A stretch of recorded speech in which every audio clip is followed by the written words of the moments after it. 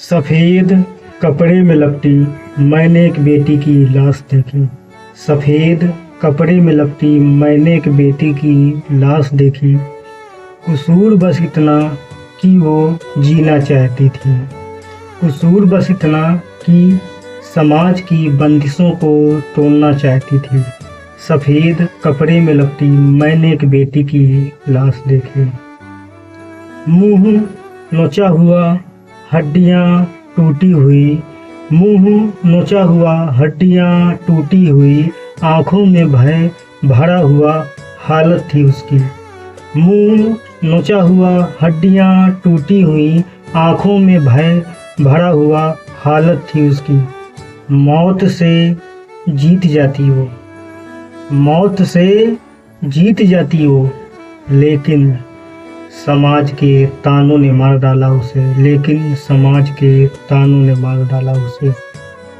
ईश्वर भी उस पल देखकर बेटी की हालत रोया होगा। ईश्वर भी उस पल देखकर बेटी की हालत रोया होगा, जिस पल बेटी को दरिंदों ने आग में जलाया होगा, फांसी में लटकाया होगा, जमीन में गाड़ा होगा, बेमौत मारा गया होगा। ईश्वर भी उस पल देखकर बेटी की हालत रोया होगा, जिस पल बेटी को दरिंदों ने आग में जलाया होगा, फांसी में लटकाया होगा, जमीन में गाड़ा होगा, बेमौत मारा गया होगा। ईश्वर भी उस पल देखकर बेटी की हालत रोया होगा। सफ़ेद कपड़े में लपटी मैंने एक बेटी की लाश देखी।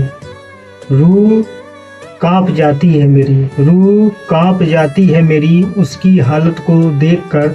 रूह कांप जाती है मेरी उसकी हालत को देखकर।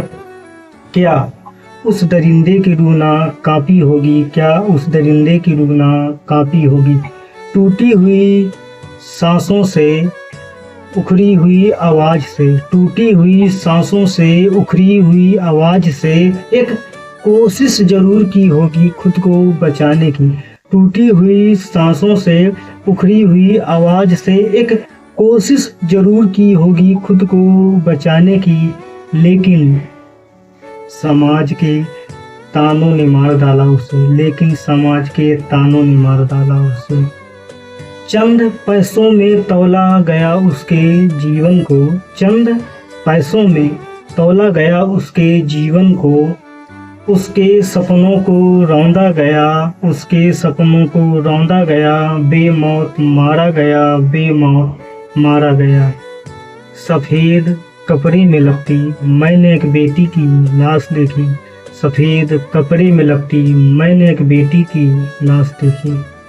ये कविता मैंने लिखी है जो आए दिन हमारे देश में रेप की घटनाएं होती रहती हैं, उन्हीं के ऊपर मैंने ये कविता लिखी है। किसी महिला, किसी बेटी के साथ अगर रेप की घटनाएं हो जाती हैं, उसकी मनोस्थिति किस प्रकार की होती है, किस तरह समाज के दोगले व्यवहार का शिकार होती है और किस तरह की उसकी मानसिक स्थिति होती है, उसी को मैंने दर्शाने की कोशिश की है। ये कविता आपको कैसी लगी मुझे कमेंट में ज़रूर बताएं। धन्यवाद।